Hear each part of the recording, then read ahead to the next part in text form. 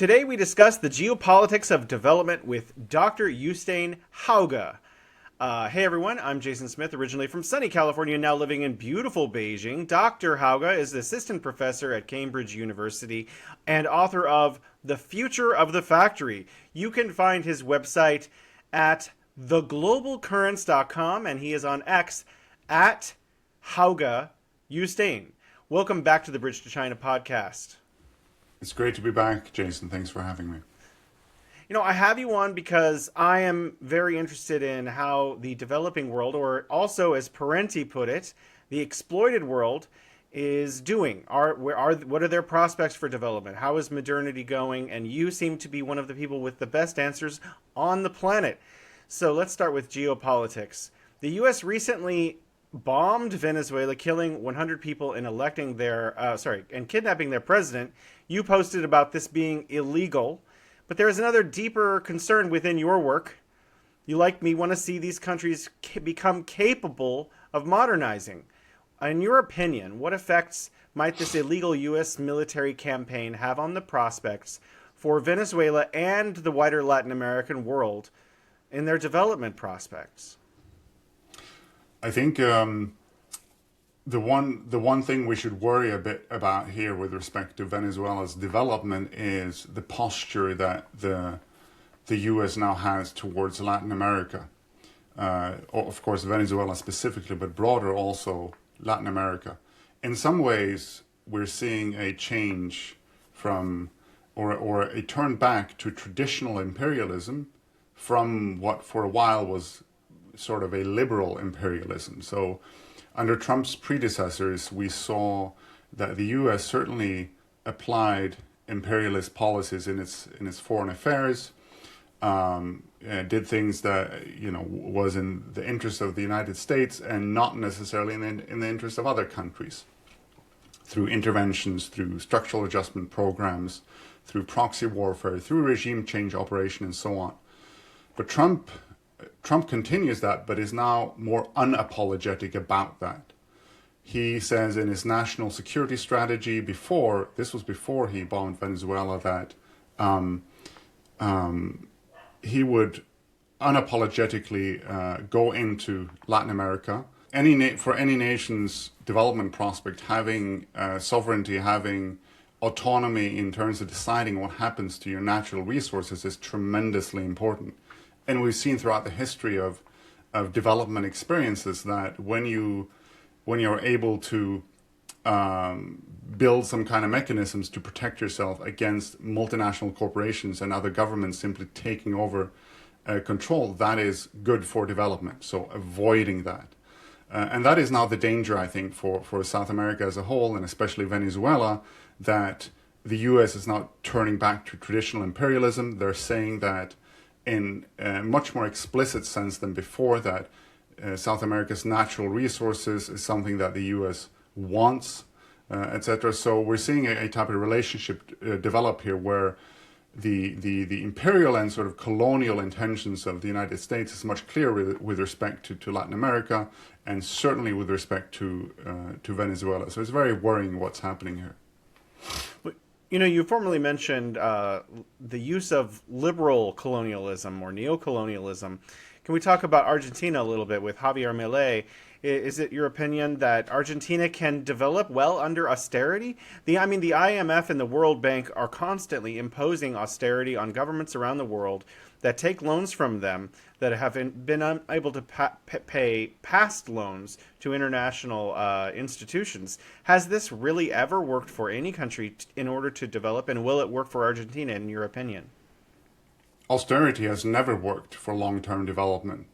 And history is very clear on this. We saw strict austerity measures being implemented in most countries in Africa throughout the 1980s and the 1990s. And we saw how growth went negative during that time, which is quite remarkable. We saw this in South America. The results were a bit more mixed, but inequality increased. And the results are generally concluded not to be very good for South America in the 1980s and 1990s. So strict austerity measures for example, like those implemented by the structural adjustment programs by the World Bank and the IMF, simply hasn't worked. In Argentina's case, in particular, one of the reasons that Milei came to power is that because there was rife inflation, there wasn't the previous regime wasn't very popular, and you can get inflation under control, but at what cost? Ultimately, a successful and a strong economy is not an economy with low inflation. It's an economy that takes care of the material needs of its people. And we're seeing through Milei's austerity measures that especially the poorest, the bottom 50% of the population, are struggling. We're seeing that public services and public finances are under huge constraints. So the type of austerity that Milei is proposing in Argentina, yes, it might bring inflation down, the budget under control and so on, but from what I can see and from the people I'm talking to in Argentina, it's not looking good in terms of, you know, the poorest in Argentina. You know, your thesis of your work is that manufacturing is a requisite for development, and that is a requisite for economic growth. In your opinion, as someone who studies developing nations, what kinds of building blocks are necessary for a country to develop? Calories, power, education. What do you see as spurring development in a place where development has been stagnant for a period? I guess all of those are important, right? People need to eat, people need energy, you need education and skills, and it's a mix of things that leads to prosperous economic development. But I find it interesting, I think maybe to try to narrow it down, we can ask ourselves, what is actually development? What is development? Is it just, in economics, we're kind of taught that it's high GDP growth over a long period of time. And in some ways, yes, countries that grow over a long period of time, like China or Korea, etc., tend to also achieve economic development. But is growth, GDP growth development? No, GDP is a fictitious number that's invented. It's not a real thing. So what is actually happening here? Well, in those cases where we see successful development, we see the development of domestic technological and productive capabilities that become embedded as tacit and explicit knowledge among its people. And that's what you see happening in Korea. That's what you've seen happen in China over the past few decades. That, okay, you walk around in the country and you see a high level of knowledge as reflected in all the material things and that deliver in terms of material needs. So it's a knowledge economy, and that's also reflected in the delivery of services and the scale and technological level of everything in the economy. And that is why manufacturing is so important, because that's kind of at the base of all of this. Now, what leads to this? As I said, there are many things. Among those you mentioned, I would say that energy is an extremely important thing to have at the beginning. A lot of the other things sort of can happen through learning by doing processes like the development of skills, but you certainly need energy and you certainly need infrastructure to make development happen. And we've seen, especially in Africa, that that's been a huge bottleneck for development, the infrastructure deficit and electricity deficit. And that's why I think especially China's role in Africa is so interesting right now, because they're helping solve that. You know, a lot of the infrastructure that China does provide are roads, railroads, some power, ports, those kinds of things. Do you think that those are facilitating the possibility of development? It could, and in some cases it is. On the one hand, I think we need to recognize that it's unambiguously positive the way that China is involved in a lot of other developing countries versus those of kind of the traditional Western powers, because China explicitly helps building infrastructure, and infrastructure, as I said, is integral to development, whereas Western nations didn't necessarily do that. Some of it was more, many times actually explicitly imperialistic. It was about extracting resources, and aid that necessarily didn't go to anything tangible. So the infrastructure part of China's involvement is explicitly good. But also, as I said, domestic capabilities and knowledge have to be built up. And I think there's evidence that in some places that is happening with respect to the relationships that African countries are building with China. So, for example, there are some evidence of spillovers to Ethiopian manufacturing firms in their cooperative agreements with Chinese manufacturing firms. But as of yet, we haven't seen African countries sort of embark on this transition towards competitive technological and productive development, internationally competitive industries, and so on. So it's still very early stages. You've repeatedly argued that industrial policy is not a distortion, but a historical norm. In your opinion, what's a case that you think about when you think about a historical case that disproves the free market development or liberalization myth? I honestly think all cases of successful development actually disprove it. We can talk about degrees of state intervention, but there isn't a single example that has, left things entirely to the market and successfully embarked on long-term economic development. You could argue that, maybe China had a higher degree of state intervention than, for example, Hong Kong did between 1960 and 1990. And I say Hong Kong because that's, a often cited example of economic development in between the 60s and 90s. That supposedly embraced a lot of free market elements. So there are, of course, degrees and differences, varying degrees of sort of embrace of capitalism, embrace of market mechanisms. And you could also argue that some element of incorporation into the global capitalist economy has also been important in all cases of successful economic development. It's about finding that middle ground. But industrial policy, state intervention, and the state, in a sense, governing the market has been integral in all these cases. Going back to, the United States in the 1800s, and this was kind of a key principle in Alexander Hamilton's writing, one of the founding fathers of the United States, the first Treasury Secretary. He argued fiercely for state intervention in order for the U.S. to catch up with Great Britain by the use of, among other things, tariffs. So no country has developed by completely embracing the free market, although incorporation into the capitalist world economy has been important. But I think right now in the contemporary world economy, the prime example we're seeing that's defying that myth is China. And it's funny because some people say that, China proves that capitalism works.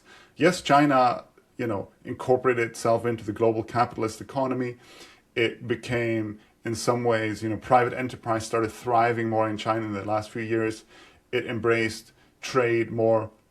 But that is the only choice that countries right now have in order to develop their economies. But at the same time, we see really in China the power of the state and the necessity of the state for economic development. I mean, even if we look at the United States today, it's clearly not laissez-faire. There's an enormous amount of regulation and interference in the economy. There's the social welfare networks of all kinds. I think it's 1 in 8 people get food through SNAP from the United States government. So it's clear that there, like you're saying, there needs to be some kind of balance.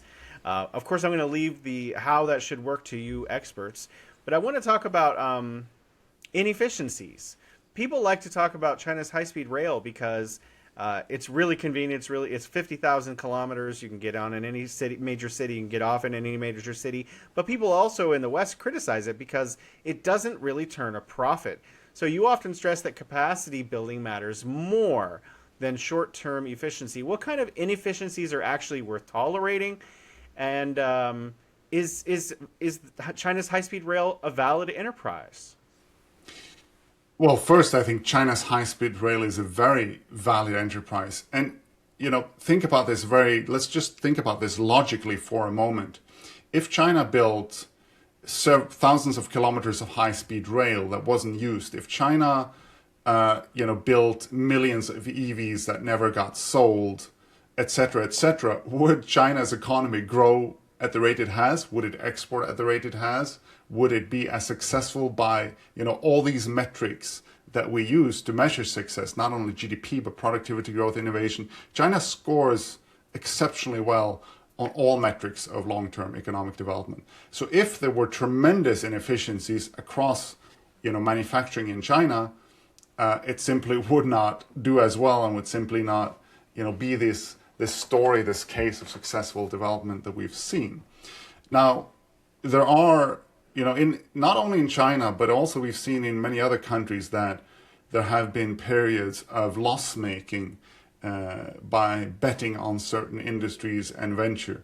Japan's automobile industry had to be protected for decades before it turned a profit, before it became dominant on the world market. And as now before China came into the scene, Japan's auto industry has arguably been the most popular, dominating in the world.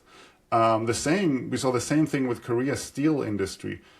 Korea made a bet on steel in the 1960s through a state-owned enterprise known as POSCO, and they were strongly advised against doing this by the World Bank, because the World Bank told Korean leadership, this is not aligned with your comparative advantage. You should do simpler things. And it took time for Korea to become competitive in steel, but now POSCO is one of the world's largest private steel companies. So eventually it turned private. And if you go to China now, and you probably know this better than I do, Jason, maybe there are areas you go to China where you see that railways aren't used that much, or buildings that are empty. I think you're the expert here. But as you said, it's all about, what is economic development? It's about building explicit and tacit knowledge and technological development.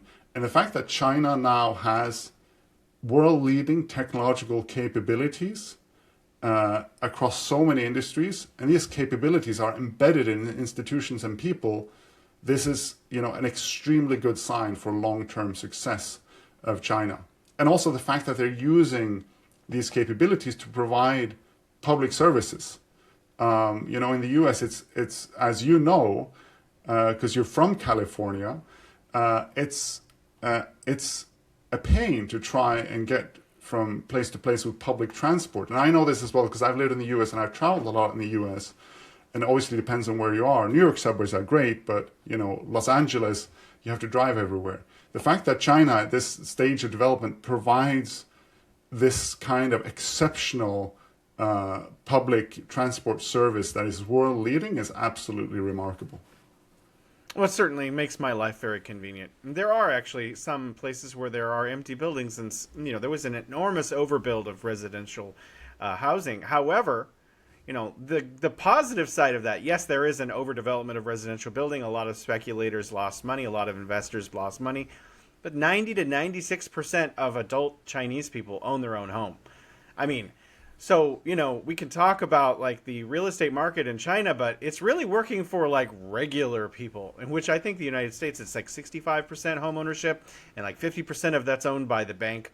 So I think China is doing a lot better, actually, despite the fact that there are, in fact, projects that are empty where they cannot sell the apartments that they built years ago. I want to actually understand the way that you think, because I want myself and my listeners to learn from how you think about the world. What kind of policy tool, in your opinion, is most underrated in industrial policy debates? What kind of policy tool should we be looking at? What are the metrics we should be looking at in order to better understand this? I need to think for a moment here, because you're not only asking me about the most important one, but one of the most important one that also goes, under the radar. I would probably say this thing called financial repression, which, to be fair, maybe some people have heard of, but it's an incredibly important part of industrial policy. And this is not about, the word repression sounds very negative. And this is not about sort of repressing finance, although to some degree it is about repressing for-profit finance. But financial repression is a tool that's been extremely important. We see that throughout, the East Asian industrial policy and industrialization experiences. And especially in the modern era of capitalism, it basically means that when you're a country that has scarce domestic financial resources, which most developing countries do, you need to find ways to mobilize these financial resources towards productive endeavors. And that involves subsidized credit to, for example, state-owned enterprises and industrial projects. It means increasing household savings, and it also means limiting the power of for-profit capital. It means attracting multinational capital, but on strict terms and on the terms that the state sets. So this is a state kind of doing various things to mobilize scarce financial resources towards productive means and productive sectors.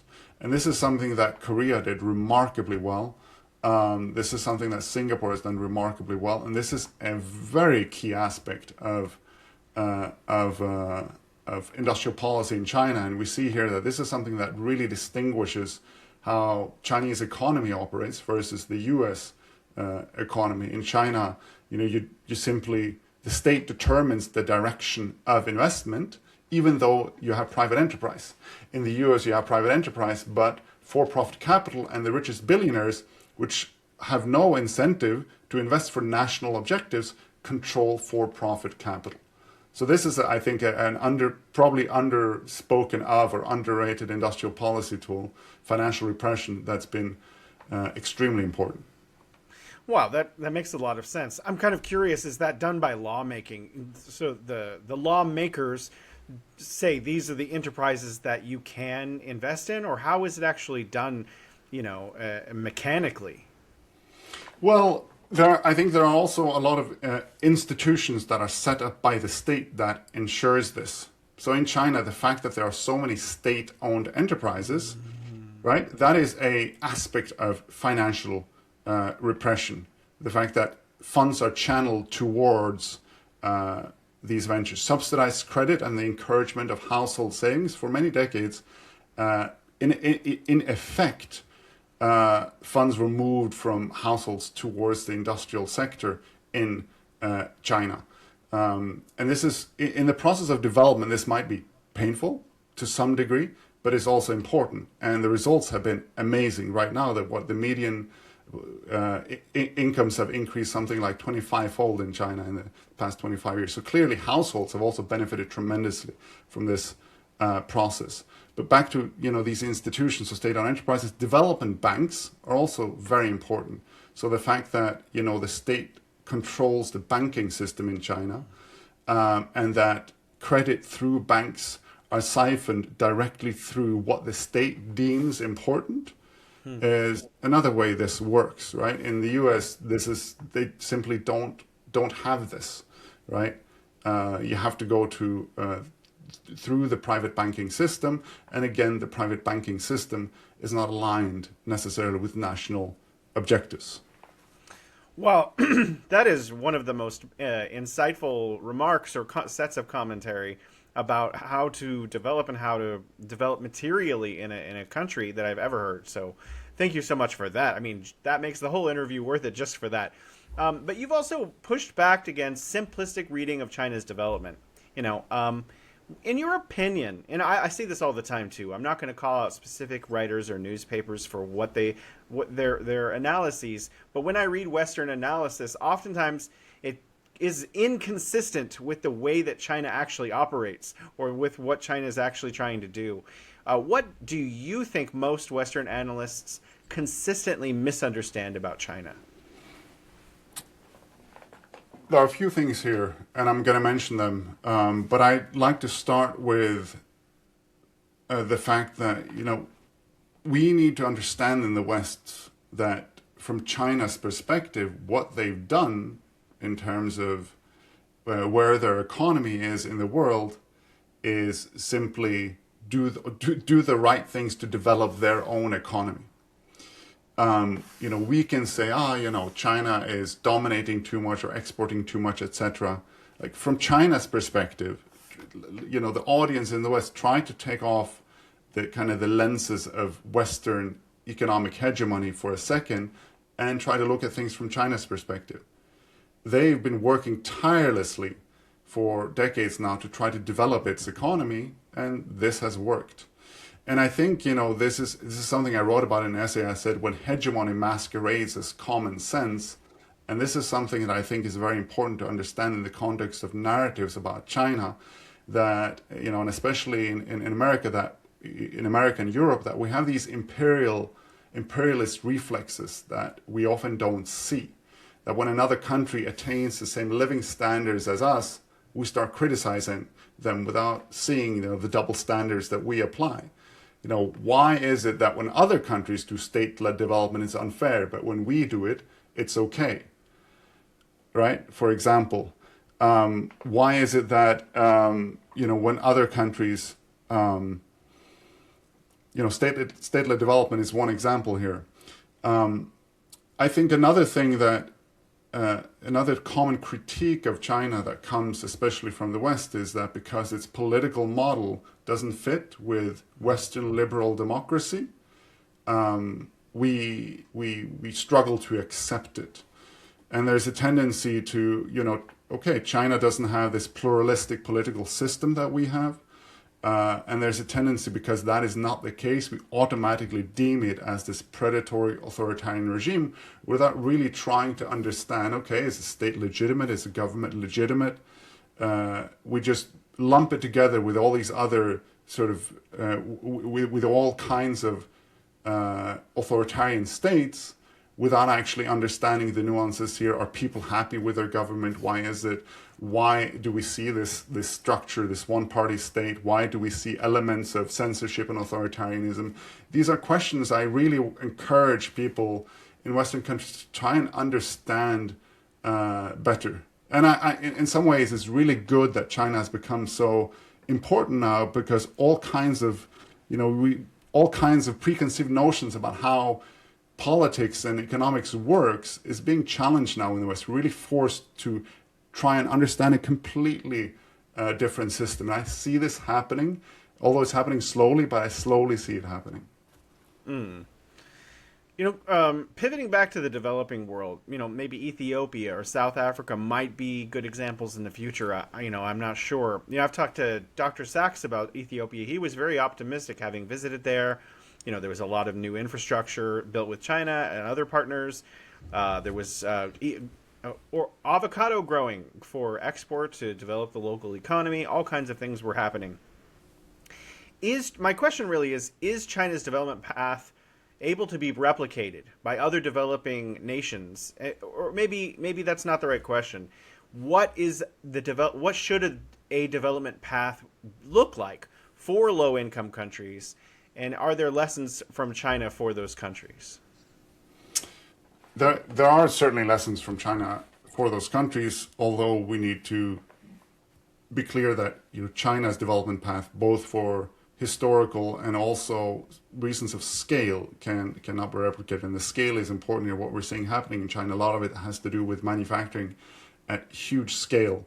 And a country that has, a country like Mauritius, for example, will not replicate China simply because it's a much, much, much smaller country. But that doesn't mean that things cannot be, or elements of China's industrial policy, or elements of China's development and trade policy cannot be replicated. And there are a few really useful lessons, I think, that we should take away. One is state-owned enterprises and the importance of state-owned enterprises for developing countries, and not only in China, but a lot of other successful development experiences. It's important for developing countries to have control over commanding heights of the economy, to have control over their own natural resources, and state-owned enterprises is very useful in that respect. So that's one, I think, key takeaway. Another is how to utilize multinational capital or international capital, foreign direct investment for the purpose of domestic economic development. And China did a really good job. And China was, compared to a lot of previous sort of East Asian tigers or development experiences before that, China developed in an era where globalization, developed in an era of hyper-globalization where a lot of countries attracted foreign direct investment in an attempt to develop their economies, generate jobs, etc. But China did something very smart in terms of using local content requirements, going into joint ventures with foreign companies. So doing very specific things to try and transfer technology from foreign companies to the domestic economy. And I think that's another lesson that China holds for other developing countries. I want to talk about that more specifically, joint ventures and technology transfers, because oftentimes when I post on the webs, on X, for example, I talk about China's success in a particular industry and look where it is now, and I show some statistics, and I get a lot of comments from people that say, well, China spent decades stealing Western technology. And you've spent a lot of this interview talking about the importance of the knowledge economy and the importance of this reciprocal, building the material world, but also knowing how to build the material world as a society. Could you talk a little bit about joint ventures and technology transfers that happened in China, but also their importance in developing countries now? Yeah. So one, the reason these joint ventures with foreign companies are important for developing countries is for the transfer of skill specifically. So we have a lot of empirical evidence right now that tell us that when domestic companies in a developing country go into joint ventures with foreign companies, and oftentimes the domestic companies have a slightly higher majority stake, so like 51-49 in favor of the domestic, the host country, the country that attracts foreign investors. That tends to have a more positive outcomes in terms of workers learning the skills, learning the explicit and the tacit knowledge that the foreign companies have, and then over time being able to acquire that knowledge, especially engineering knowledge that foreign companies have. And we've seen the kind of the flip side of this, where foreign companies come in, they do the technologically advanced work and use local companies just for simple skills, simple assembly, etc. And then when another country emerges that has cheaper labor, they leave that country for the other country.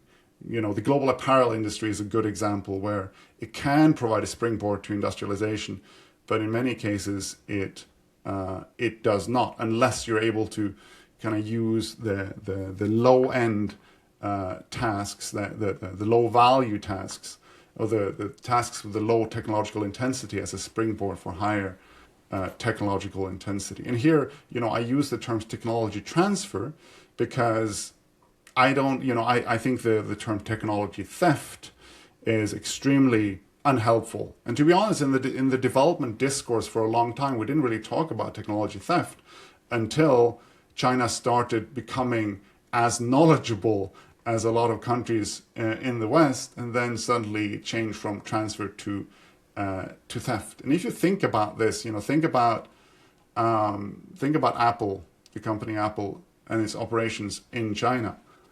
Did China steal technology from Apple, or was technology transferred? For a long time, Apple made tremendous profits by subordinating Chinese firms and Chinese workers into their supply chains. It's been, I think at some period, a quarter of, I think in a 10-year period between 2015 and 2025, if I'm not mistaken, a quarter of Apple's operating profit came from China.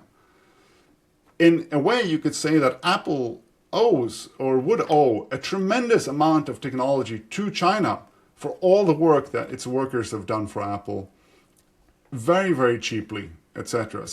So in the global economy, to talk about developing countries stealing technology from wealthier countries, I'm sorry, I just don't buy that, or will at all use that kind of phrasing. You also know the book that you're referencing. I did some research after I read that book as well, and the amount of technical skills transfer as a consequence of Apple's participation in China's economy has been completely overblown by that book. And there's an enormous amount of vocational schools all throughout China that provide all kinds of technical skills, farming, agricultural skills, factory related skills. I mean, you're talking about the importance of the knowledge economy. China knows that that's important. And it knows that because of people like Dr. Jeffrey Sachs, who have come to China hundreds of times to lecture on that very topic at major forums, and other people. And China has been investing in that kind of skills transfer to its general population forever. Even now, where the the factories in Guangdong are not as profitable based on the workers as a people, a lot of that work is being transferred to other parts of China, and the same companies, Chinese companies, are transferring that technology to those places. So I think that thesis that Apple basically built China's knowledge infrastructure is ridiculous. I want to talk about overcapacity. Before this show started, we were talking about renewable energy. Your home country, Norway, has 100% renewable energy, and Iceland has 100% renewable energy. And I found it odd, according to Our World in Data, that Ethiopia has 100% renewable energy. So fascinating. But there's an international discourse about China's overcapacity because China makes so much wind and so much solar energy. But it also kind of reveals some problems with global economics because the world desperately needs and wants these technologies in order to save humanity from the possibility of global climate change. So in your own opinion, does China have overcapacity of solar when so many developing nations need it? Yeah. Again, I think this is very simple to answer by thinking about this issue in a very logical way. So if China had tremendous overcapacity, this would be really damaging for the Chinese economy. If they were sitting there on millions of unsold EVs or millions of unused solar panels, then this would not be good for the Chinese economy. And to be fair, we are seeing even in the recent 5-year plan that China now wants to focus more on domestic consumption. And I completely buy the argument that in some sectors of the economy there might be, say, over competition that leads to deflationary pressures or some overproduction. But to be honest, this is not how the debate on overcapacity has been playing out in international media and Western mainstream media. Overcapacity has been used as a cover to basically say that China is becoming too competitive and is exporting too much. There is overcapacity in an industry when the global market cannot take all the supply that there is. And as long as there are people in the world and firms in the world willing to buy Chinese products, there is an overcapacity. I'm very happy for people to say, China has grown to become a huge player in the world economy and is now turning out to be a competitor more so than it was in the past for Western economies. Fine, acknowledge that it's about competition and being outcompeted by China. And also it's being used as a cover to say that China is, dominating exports too much.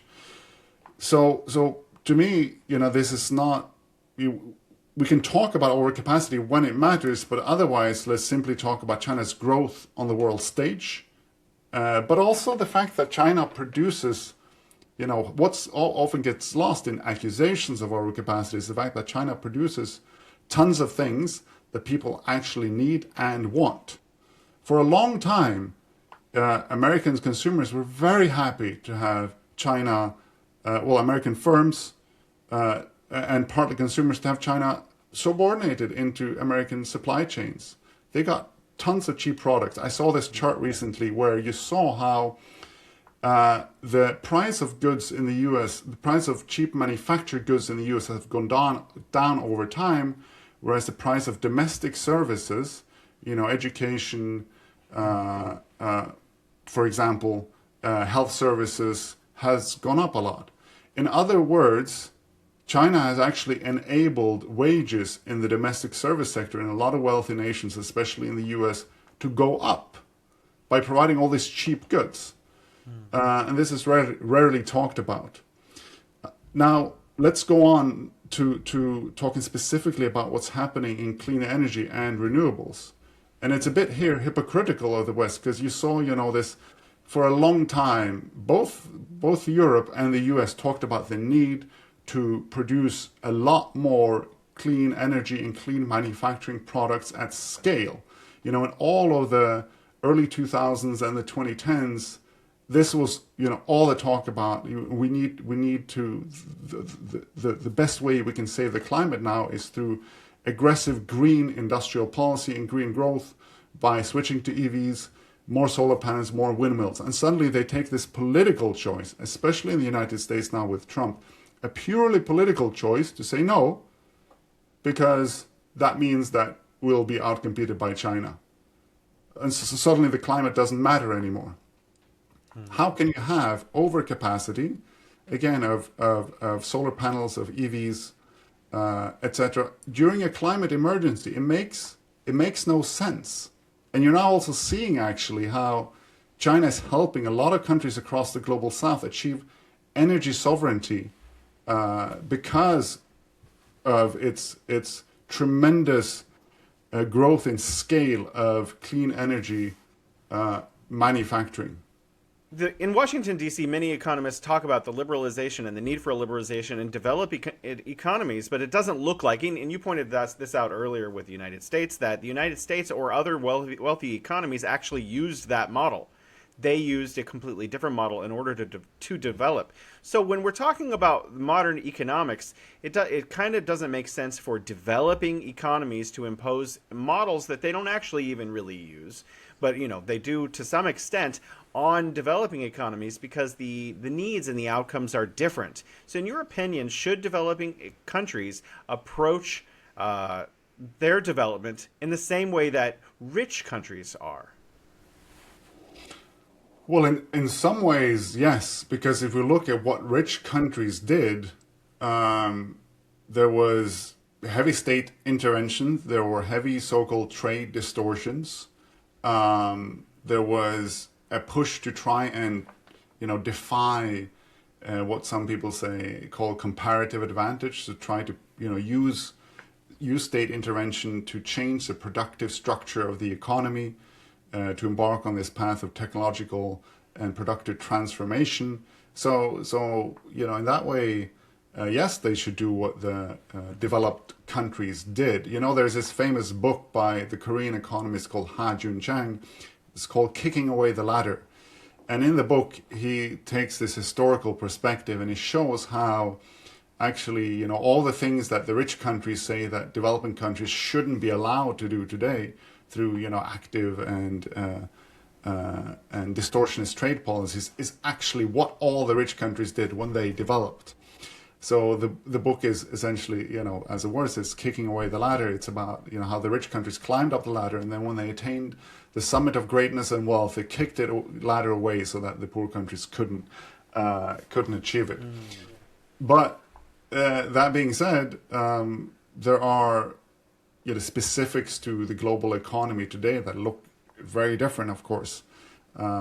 So I wouldn't, say that because of this, developing countries should do something radically different, but any country, whether that be developing or developed, must take into consideration the contemporary dynamics of global capitalism and geopolitics when they develop. For example, if you're a low-income country in Africa right now, the role of China is going to be much more important to your development trajectory than it would have been, for example, 50 years ago. So contemporary global affairs matter and geopolitics matter. I also want to talk about this concept of multipolarity a little bit, because we have institutions like the BRICS and the Belt and Road Initiative, and they are developing their own banking systems for international financing, specifically for developing countries. In your opinion, will these institutions meaningfully reduce dependence on Western-dominated finance and industrial development, or can they coexist? Can a developing country take loans from the IMF and still develop without ceding parts of their economy to the liberal model? Sorry, Jason, your sound there went away for a little bit. Could you repeat? Sure, I will. I want to talk about BRICS and BRI and other institutions. They have, like AIIB, they have their own financing mechanisms. So if you're a developing country, can these institutions coexist with institutions like the IMF and World Bank? Can a developing country take loans from the IMF and World Bank and still maintain sovereign independence of their economy? Yeah, I see two parts in this question. Let's start with the first one about the importance of international organizations and multilateral institutions that are emerging from the global south. And we have yet to see exactly how this shapes up, because for a while we've seen organizations like the Asian Infrastructure Investment Bank, like the Asian Development Bank, organizations like BRICS, right, which doesn't represent multilateral development finance as clearly as these other organizations. But we've seen initiatives from the South emerging more and more. But they're not yet as important as institutions like the World Bank, like the IMF. But this might be changing soon. We saw at Davos Mark Carney, the Prime Minister of Canada, talking about the so-called rules-based international order crumbling, and in a way admitting that these laws and institutions, and he was in some part referring to international organizations like the World Bank and IMF, have disproportionately served wealthy countries, and the Western middle powers were holding up the sign and playing along because it benefited them. So this rules-based international order that was established after World War II, especially through the Bretton Woods Conference that also established these institutions like the World Bank and the IMF, it's in a very shaky place right now. You could say it's dead because international law is regularly broken by the United States right now. So if you can't uphold international law, what purpose is this if it's always the law of the jungle? So we're in a place right now where we are, as Carney said, this is a rupture, not a transition, where there is space for new institutions and organizations from the South to grow. And yes, I'm very excited to see what happens if the World Bank and the IMF, for example, plays as an integral role, if they become more democratized, as they should be, if they continue playing an important role, or if the BRICS countries come up with something alternative. But what we're already seeing is that China is already playing a super central role in and of itself in the rest of the global south. They have been in terms of lending, not so much recently. Now it's more exports. You asked, the second part of your question was, is it damaging for countries to take on loans and help from the IMF and the World Bank? I would say that the type of development cooperation that the World Bank and the IMF offers now is not as damaging as it used to be. Structural adjustment programs in the 80s and 90s were extremely damaging for the global south, and they very explicitly involved dismantling of the state, austerity programs, and liberalization. Those kinds of policies, that kind of stance, does not exist to the same severity right now. But still, these institutions reflect imperial arrangements. The United States has, and the G7 have effective veto power, and have much larger voting power in these organizations. The offices are located in the United States. So these institutions are certainly not democratic in a global sense. Well, the United States keeps quitting institutions. Maybe it'll quit its 15% veto power in the IMF. Let's see. If you had, just in terms of development, if you had to prioritize one factor, whether it's finance or skills, infrastructure, policy, discipline, which most often determines whether manufacturing takes root? So, as I alluded to earlier, I think infrastructure is a key one that must be in place. And I think Africa is the best example right now. Africa has faced an industrialization challenge for, since independence, really. And industrialization, economic development hasn't really taken off in Africa. And I've done a lot of work in Africa. I did my PhD on industrial policy and industrialization in Ethiopia. So I lived there and wrote a report for the UN Economic Commission for Africa about transforming industrial policy in Africa. So I know a lot of the challenges that the continent faces in terms of industrialization. And the primary one is stable access to energy and electricity. When I went around and interviewed manufacturing firms in Ethiopia, they talked about how if they have stable supply to energy, that will really transform their prospects for exports. So that for industrial policy to be successful in low-income countries, you definitely need to have infrastructure in place. Energy infrastructure, most importantly, but of course also rail and road networks for transport. And of course, other things are important too, education, skills, etc. But some things, I think, develop more sort of in tandem with economic development. So like the directional causality isn't always clear cut. For example, good institutions.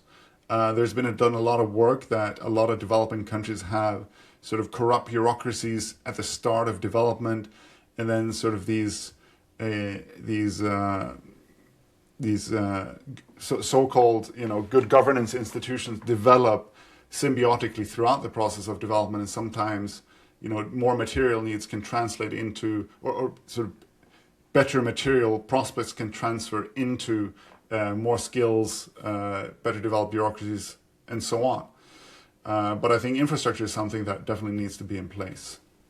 It's a good word, infrastructure, because it can mean roads, it can mean rail, it can mean power, it can also mean universities, schools, and hospitals. So I think, if we have like you said, the material conditions, a lot of the other things can be born from that.